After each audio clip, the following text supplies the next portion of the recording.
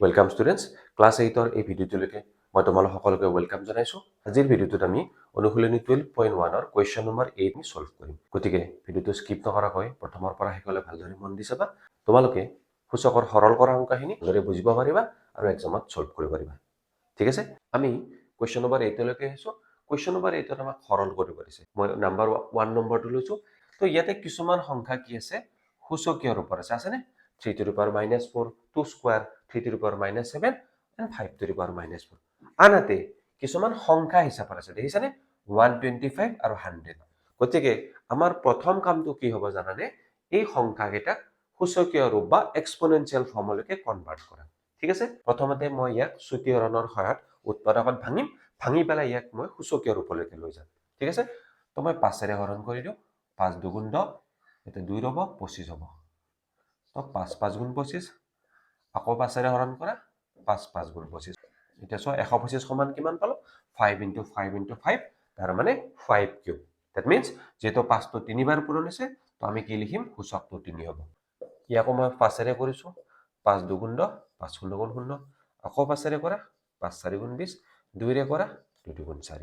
100 সমান কিমান পালো? 5 × 5, 2 × 2। চোৱা 5 দুটা আছে নাই? গতিকে 5 স্কোয়াৰ, 2 দুটা আছে, 2 স্কোয়াৰ, মাজতে পূৰণ চিন আছে, হৈ গ'ল।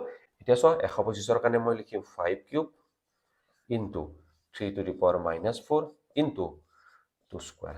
ঠিক আছে, আকৌ তলত 5 to the power -4 আছে ইনটু 100ৰ কাৰণে কি লিখিম? 5 square into 2 square into 3 to the power -7, হৈ গ'ল। ওপৰতো 2 স্কোয়াৰ আছে, তলতো 2 স্কোয়াৰ আছে, আমি কেনসেল কৰি দিব পাৰো। ইয়াত তলত লক্ষ্য কৰা, ইয়াত কি আছে? 5 to the power -4, মাজত পূৰণ চিন, ইয়াতে কি আছে? 5 স্কোয়াৰ। তাৰ মানে আমি দুটা একে ভূমি পালো আৰু মাজত পূৰণ চিন পালো। যেতিয়া একে ভূমিৰ মাজত পূৰণ চিন হয়, আমি কোনটো সূত্ৰ ব্যৱহাৰ কৰো? a to the power m into a to the power n equal to a to the power m plus n। ভূমিটো লৈ ল'ম আৰু সূচক দুটা আমি যোগ কৰি দিম। ইয়াত -4 আছিল, ইয়াত 2 আছিল, গতিকে -4 + 2। ইয়াত আহা এতিয়া 3 to the power -7, 5 cube 3 to the power -4। -4 + 2 মানে কি হ'ব? যেতিয়া এটা বিয়োগ থকা আৰু এটা যোগ থকা সংখ্যা থাকে, আমি কি কৰো? ডাঙৰটোৰ পৰা সৰুটো বিয়োগ কৰো। তাৰ মানে কিমান হ'ব? 4 ৰ 2 গ'লে 2, ডাঙৰটোৰ লগত মাইনাছ চাইন আছে, এনসাৰটো হ'ব মাইনাছ।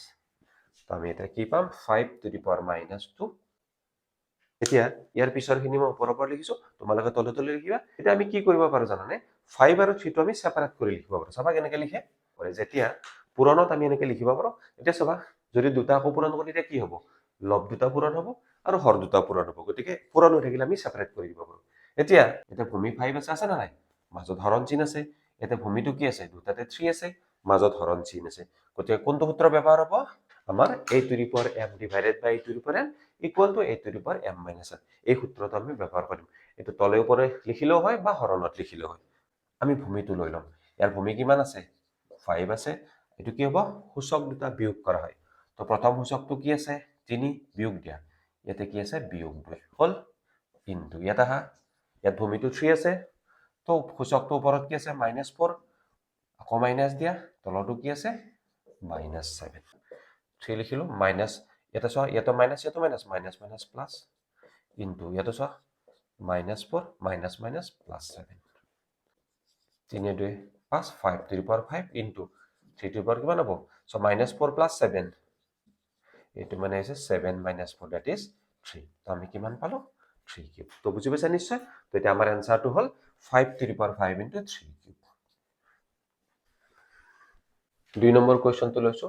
এতিয়া সেই আগৰ কুৱেশ্যনটোৰ দৰে আমি কি কৰিম? প্ৰথমতে যিকেইটা সংখ্যা সূচকীয় ৰূপত নাই, সেইকেইটা সংখ্যাক আমি সূচকীয় ৰূপলৈ কনভাৰ্ট কৰিম। ঠিক আছে, তো কোনটো সংখ্যা সূচকীয় ৰূপত নাই?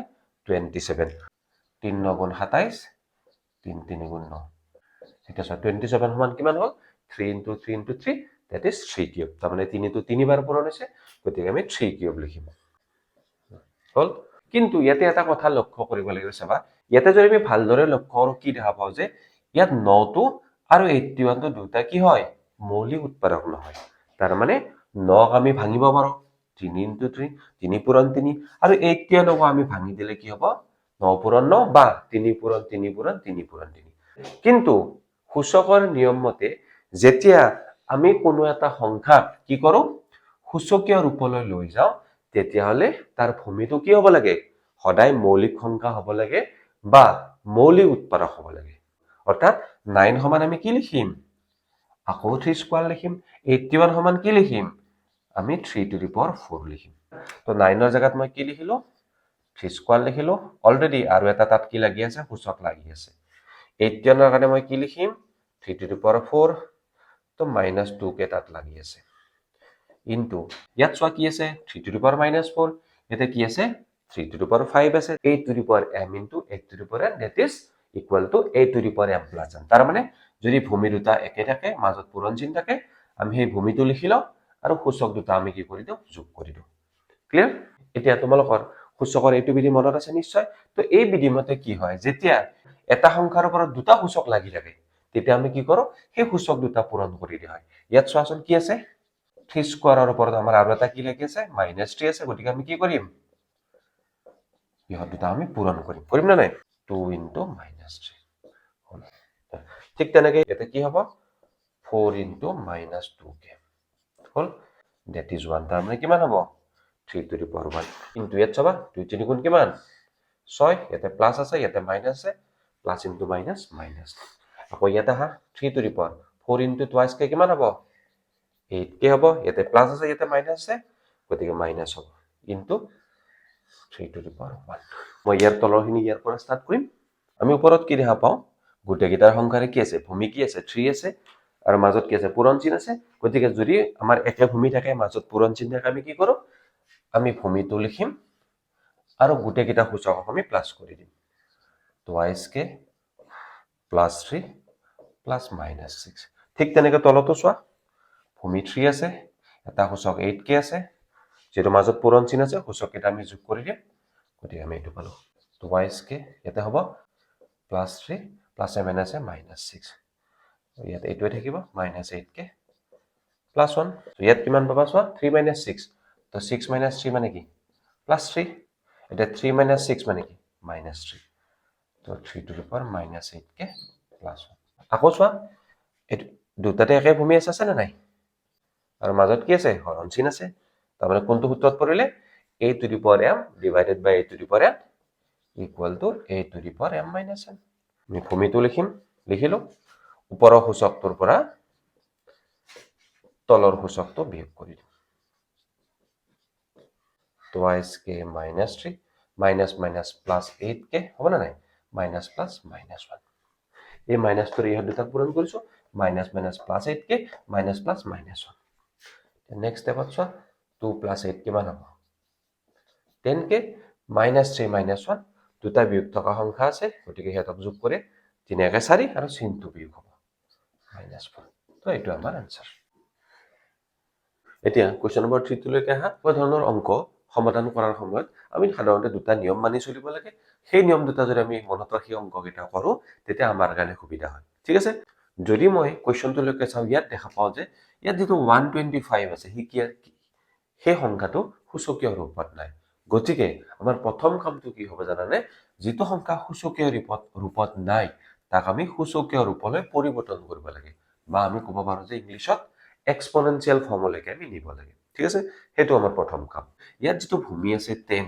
আৰু ইয়াৰ ভূমি যেটো আছে 6 এই দুটা কি হয় এই দুটা মৌলিক উৎপাদক নহয় বা মৌলিক সংখ্যা হিচাপে নাই ঠিক আছে বাকিবিলাক চোৱা তিনিটো চোৱা মৌলিক সংখ্যা বা মৌলিক উৎপাদক ক'ব পাৰা পাঁচটো মৌলিক সংখ্যা হয় না নহয় ঠিক 10 আৰু 6 টো মৌলিক সংখ্যা নহয় কিয় মৌলিক সংখ্যা নহয় তো আমি জানো যে ইহতক কি কৰিব পাৰি ইহতক পুনৰ ভাঙিব পাৰি ইহতক মৌলিক সংখ্যালৈ ভাঙিব পাৰি গতিকে দ্বিতীয় নিয়মটো হ'ল একেবাৰে সহজ ভাষাত ক'বলৈ গ'লে যিগিটা ভূমিক আমি পুনৰ ভাঙিব পাৰো হা ইহতক ভাঙি পেলাই নতুনকৈ সূচকীয় ৰূপত আমি আনিব লাগে ঠিক আছে 125 ভাঙিলে কি হ'ব 5 * 5 * 5 তাৰ মানে 5 কিউব সূচকৰ এই বিধিটো নিশ্চয় তোমালোকে জানা যেতিয়া দুটা সংখ্যাৰ পূৰণফলটোৰ ওপৰত আমাৰ সূচক এটা থাকে পূৰণফল মানে a আৰু b পূৰণ হৈ আছে গতিকে a আৰু b পূৰণফলটোৰ ওপৰত যেতিয়া সূচক এটা থাকে তেতিয়া আমি কি লিখো জানানে সংখ্যা দুটাৰ ওপৰত আমি লিখিব লাগে তো a ৰ ওপৰতো সূচকটো লিখিলো b ৰ ওপৰতো সূচকটো লিখিলো মাজত পূৰণ চিহ্ন দিলো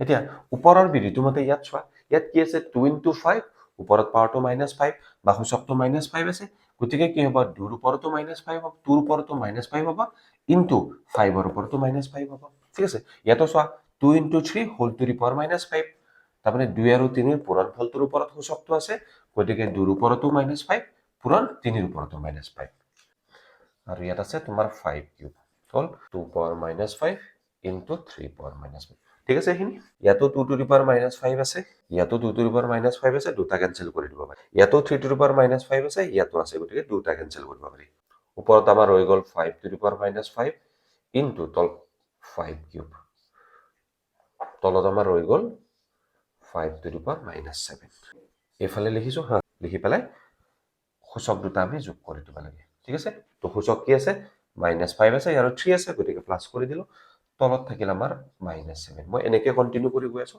তোমালোকে তলে তলে লিখিবা এফালে যাই আছো মই -5 + 3 এইটো ভালদৰে মন কৰিবা এনেকুৱা ধৰণৰ যোগফল বা বিয়োগফল বাৰে বাৰে আহি আছে যেতিয়া এটা বিয়োগ থকা আৰু এটা যোগ থকা সংখ্যা থাকে তেতিয়া আমি কি কৰো তেতিয়া আমি সিহঁত দুটাৰ বিয়োগফল উলিয়াও তাৰ মানে আমি কি কৰিম 5 বিয়োগ 3 ল'ম ললো কিমান পালো আমি 2 পালো তাৰ পিছত চাব লাগে ডাঙৰ সংখ্যা কোনটো আছিল 5 5ৰ আগত কি চিন আছে বিয়োগ আছে গতিকে এতিয়া আমাৰ কি হ'ব -2 হ'ব তো আমি কি পালো 5 টু দি পাৱাৰ -2 তলত থাকিল আমাৰ 5 টু দি পাৱাৰ -7 এবাৰ আমাৰ কোনটো বিধিত পৰিল বা কোনটো নিয়মত পৰিল a to the power m divided by a to the power n equal to a to the power m - n তাৰ মানে একে ভূমি আছে মাজত হৰণ আছে গতিকে ভূমিটো লিখা আৰু সূচক দুটা বিয়োগ কৰা যেতিয়া বিয়োগ কৰিবা ওপৰটো আগত লিখিব লাগে হল বিয়োগ চিন দিয়া আকৌ তলৰটো লিখা 5 টু দি পাৱাৰ ইয়াত -2 থাকিল চোৱা দুটা মাইনাস আছে মাইনাস মাইনাস প্লাস -2 + 7 বা যদি আমি ডাঙৰটো আগত লিখো 7 - 2 কিমান 5 কিমান পালো 5 টু দি পাৱাৰ 5 তো এইটো আমাৰ আনসাৰ তোমালোকে বুজি পোৱাৰ কাৰণে মই কিছুমান ষ্টেপ দীঘলীয়াকৈ কৰিছো যেতিয়া তোমালোকে কনসেপ্টটো ভালদৰে ক্লিয়াৰ হ'ব ইয়াত দুই এটা লাইন তোমালোকে শৰ্ট কৰি দিব পাৰিবা ঠিক আছে কোৱেশ্চন নম্বৰ 4 আহা কিছুমান সংখ্যা সূচকীয় ৰূপত আছে আৰু কিছুমান নাই তো যিকেইটা নাই আমি সেইকেইটা সূচকীয় ৰূপত লৈ লম আৰু এটা কথা দিয়া আছে l not equal to 0 25 মানে আমি জানো 5 স্কয়ার গতিকে মই লিখি দিলো 5 square into l two the power -4 5 two the power -3 10 মানে কি 5 into 2 into l two the power -8 তো ওপৰত ঠিকে থাকিল 5 square l two the power তলত আছে 5 ইনভাৰ্স 3 বা 5 টু দি পাৱাৰ -3 ইনটু 5 এটা কি আছে আমি বাৰে বাৰে কৈ আছো একে ভূমি আছে মাজত পূৰণ আছে তো 5 মানে কি 5 টু দি পাৱাৰ 1 গতিকে কি হ'ব সূচক বিলাক যোগ হ'ব আমি লিখিম কি 5 টু দি পাৱাৰ -3 + 1 হৈ গ'ল তোৰ পেয়াৰ নাই তো এনেকৈ থাকিব এটা কি হ'ব -3 + 1 আছে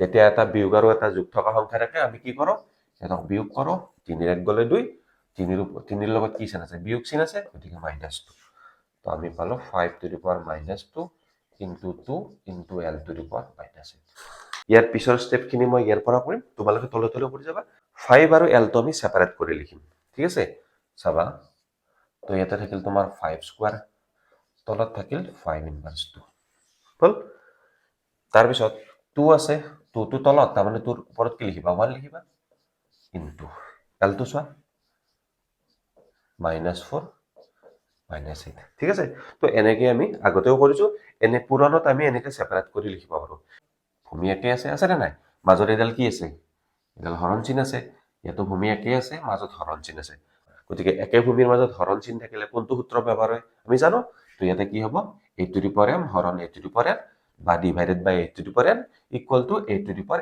m - 1 যদি একে ভূমিৰ মাজত হৰণ চিন থাকে আমি ভূমিটো লিখিব লাগে আৰু ইয়াৰ সূচক দুটা আমি বিয়োগ কৰিব লাগে বিয়োগ কৰাৰ সময়ত ওপৰতটো আগত লিখিব লাগে বিয়োগ চিন এবাৰ তলত কি আছে -2 1/2 এনেকৈ লিখা হল কিন্তু এটুত চোৱা একে ভূমি l আছে গতিকে আগত ওপৰৰ সূচকটো লিখা -4 আকৌ মাইনাস দিয়া এবাৰ তলতটো লিখা হল মাইনাস ইনটু মাইনাস আছে ইয়াতো মাইনাস ইনটু মাইনাস আছে গতিকে কি হ'ব মাইনাস মাইনাস ইয়াতে হ'ব +2 তো 1/2 থাকিল ইয়াত চোৱা -4 minus minus +8 5 two the power 4 into 1/2 into ইয়াত কি হ'ব এলৰ মান কিমান হ'ব -4 + 8 সৰুটোৰ আগত মাইনাছ ডাঙৰটোৰ আগত প্লাছ গতিকে ডাঙৰটোৰ আগত লিখিব পাৰি 8 - 4 that is 4 5 to the power 4 ক'ত